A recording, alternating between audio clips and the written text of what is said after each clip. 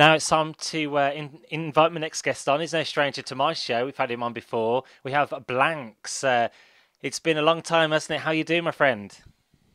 I'm doing well. How are you doing? Yeah, good, thanks. And last time we spoke was, I think, in the middle of lockdown around the world. But now things are opening back up, or open back up, which is Yes, good.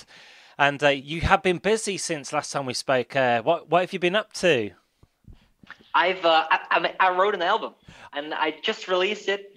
I mean that's something you can kind Yeah, of like fill your time with. yeah, brilliant. And I was just chatting to my sister actually, and saying, what's your greatest achievement? And that would rank highly in one's achievement, wouldn't it? Writing an album. Yes, I feel like that's something. When I started writing it, I was like, okay, I'm gonna make an album. Yeah. This is like a thing, you know. And now I'm finished, and I'm like, okay, what else do I do with my life? Fantastic. So we're going to chat more about the album shortly. Your new track as well. It's called "I'm Sorry." It's a reflective ballad. Is it a change from your normal style, your usual style? Would you say?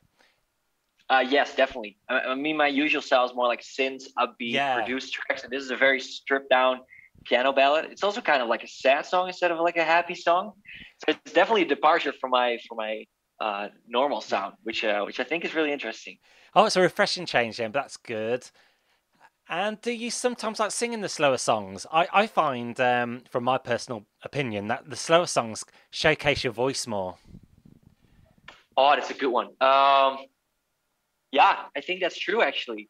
If I sing this one, it's more like a song that you want to sing. You know, it has that like song vibe. Yeah. I want to sing this, and yeah, I think you got a good point. Yeah. And your new debut album, Nothing Else Matters, and that's okay. Um, Nothing lasts forever. oh, That's sorry, okay. I apologise. Nothing Lasts Forever. No worries. And it includes your previous singles as well, Never Have I Ever, Turn Around, and the opening track, What You Do to Me as well. Yes. And would you say this new album of yours takes a listener on a voyage? Yeah, I tried.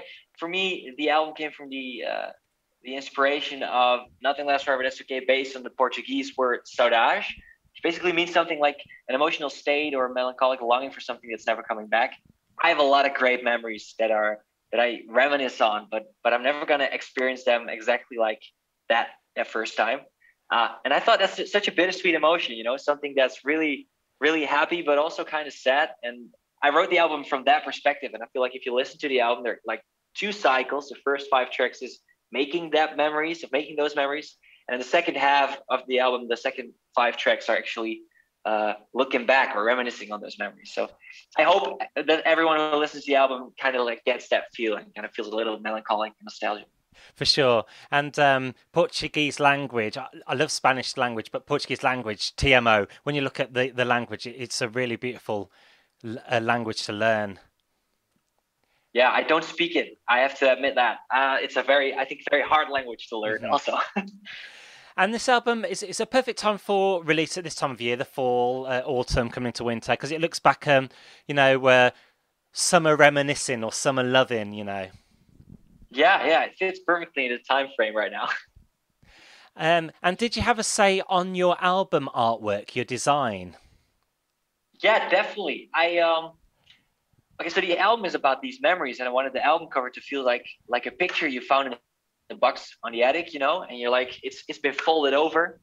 So you unfold it and you wrote down Nothing Lasts Forever and It's Okay, and it's like a memory you find back, and you're like, oh man, this was such a beautiful time. So I wanted the album cover to convey that like feeling if you look at it, and I feel like that's pretty good. And this is exciting. Your forthcoming tour as well. I know your first half of the tour for this year is sold out, which is good. Congratulations. Thank you. But there's still a chance for your fans and followers to acquire tickets for next year's tour, May, June 2022. Yes, I just announced it actually. It's the biggest tour of my career so far, so I'm really excited about that. I think around 20 dates or something. Yes, I have got the key dates. Glasgow, 17th of May in Scotland, Yes. and then London, the 19th of May as well. Boom. Yeah. Happy days. And of course, Yeah. your official website, musicbyblanks.com. Yes, you can get tickets there, find any information. It's all on musicbyblanks.com. Yeah, and of course, how's your YouTube going? Your YouTube channel. You started off as a YouTuber, didn't you? And then you kind of done other various projects as well. Are you still present on YouTube as well? Yes, but I'm kind of like exploring how I can shift it a little bit to more the more original content because making a cover every week. I kind of want to transition into doing my own thing. So I'm exploring how I can do it on YouTube, but I'm still there. Yeah, and do you think YouTube is still relevant in today's age? Because it started off about 15 years ago, 2005. Yes. I think YouTube is still one of the most relevant platforms. I know for the music industry, everyone's talking about TikTok right now. But I feel like if you run like a good YouTube channel, it's just as valuable as maybe not even more. I feel like if you have a dedicated fan base on YouTube, that's one of the best things you can have. Well, you're one of the masters of YouTube, one of the originals, because I know you first started off around those YouTube days.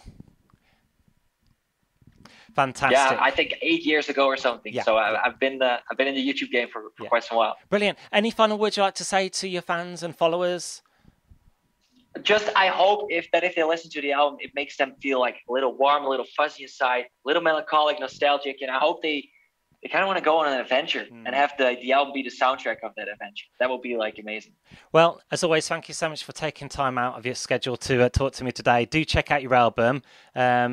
For my listeners and the podcasters out there, we're going to get one of your tracks played now. I believe it's "I'm Sorry." We'll get that spun now for everyone to hear, exclusive airplay here in the UK. All the best with everything and the tour, and we'll hook up again soon. All right. Yes, thanks for having me. All the best.